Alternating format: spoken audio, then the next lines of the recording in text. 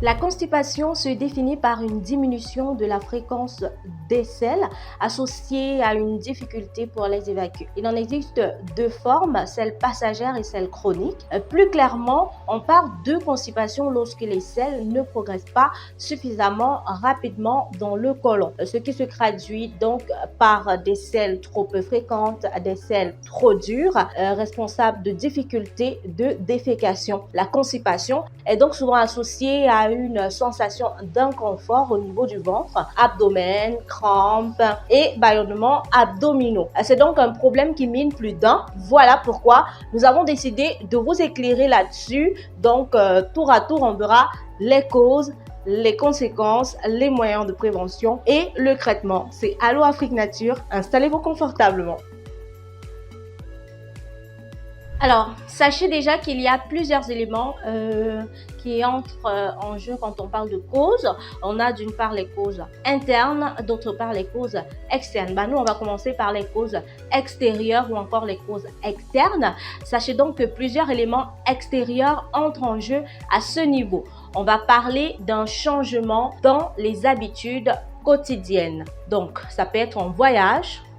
Ça peut être une modification du régime alimentaire, ça peut être le stress, ça peut être l'immobilisation, l'alitement ou encore l'hospitalisation. Donc, cet ensemble de changements qui ici, d'une certaine façon, se traduisent souvent par des positions que nous arborons tout le long. Ça peut être d'un voyage, nous avons une station immobile, une station d'immobilité pendant très longtemps. Ça peut être sur un lit d'hôpital, ça peut être, dans votre bureau. Ce sont des positions d'inconfort que nous devons justement éviter parce que ça, oui, peut nous causer également la constipation.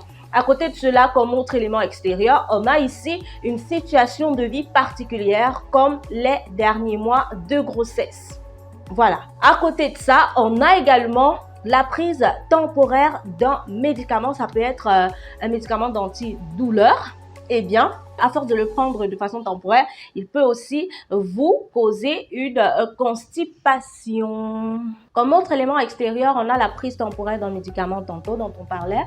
On a le fait de se tenir de se retenir autant pour moi quand le besoin d'aller à la selle se présente. C'est quelque chose qui est très fréquent. Vous ressentez une envie de vous rendre à la selle, mais vous allez retenir, vous allez tourner, vous allez vouloir aller le faire dans votre milieu habituel. Et bien ça aussi, à la longue, vous causera un problème de constipation.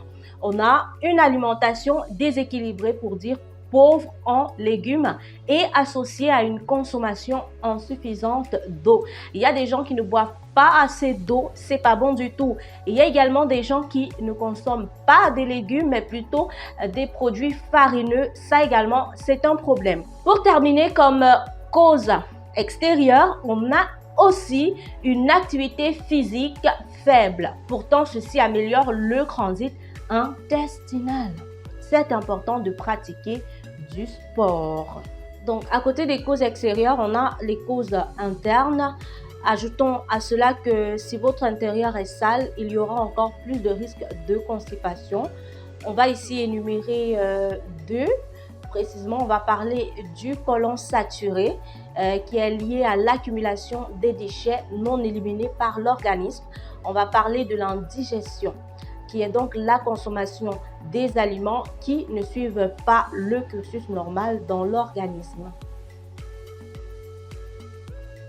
Donc maintenant, pour ceux qui sont tout le temps constipés ou encore pour ceux qui prennent cette pathologie à la légère, sachez qu'il y a des conséquences.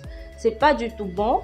Il faut préciser ici que la constipation peut entraîner des complications donc de gros selles, pour être précis, de gros selles durs peuvent étirer l'anus et entraîner ainsi une déchirure de la peau. Ces fissures anales peuvent se révéler très douloureuses. Parfois, des selles vraiment très difficiles à expulser peuvent également provoquer un prolapsus rectal. Qu'est-ce que cela veut dire? C'est tout simplement quand une petite partie de la paroi intestinale fait jaillir hors de l'anus et doit être fixée de nouveau à l'intérieur du corps. Voilà donc ce que vous pouvez donc avoir déjà comme complication. On a également ici à noter que des efforts de défécation intense et prolongée due à une constipation chronique pourrait causer des hémorroïdes aussi bien internes qu'externes. Comme autre conséquence, on a la colopathie fonctionnelle, on a des sensations douloureuses au ventre, fréquentes et chroniques, persistantes pendant 2 mois. On a le trouble transit, on a également des bâillonnements au niveau du ventre. On a aussi à cela des douleurs lombaires, le malaise, l'appendicite qui est l'inflammation du gros intestin. Alors, si vous voulez être à l'abri de cette pathologie, il y a justement des moyens de prévention qu'il serait bon d'arborer au quotidien. On va ici citer la consommation de fruits et légumes plus souvent. Consommer fruits et légumes le plus souvent.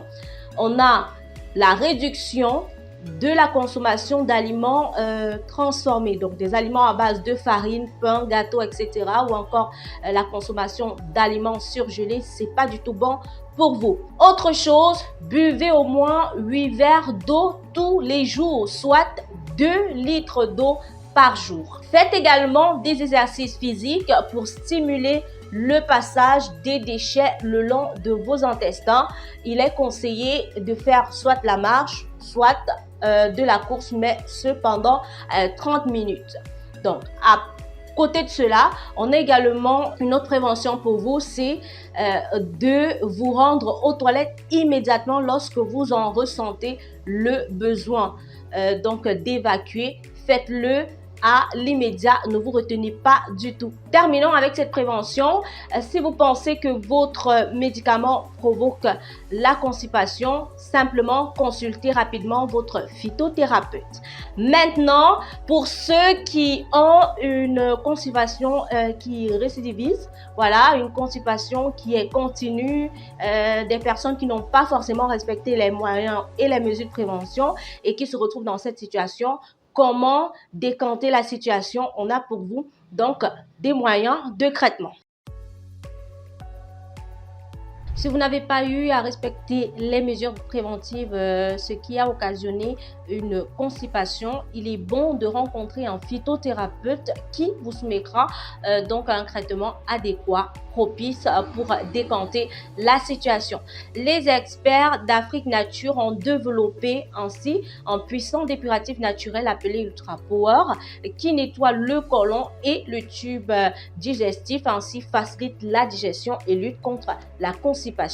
Il faut dire que ce produit est sous forme de thé et bien sûr chacun devrait l'avoir à la maison. Voilà, on a parcouru comme ça notre étude sur la constipation. J'espère bien vous avoir apporté en plus aujourd'hui et qu'après ça, vous aurez la bonne hygiène de vie pour éviter d'être constipé. Ou par contre, si c'est continu chez vous, simplement laissez-nous en commentaire votre souci. On s'intéressera particulièrement à votre cas et on vous apportera la solution. D'ici là, portez-vous très très bien. À très bientôt pour un autre rendez-vous et je vous embrasse très fort.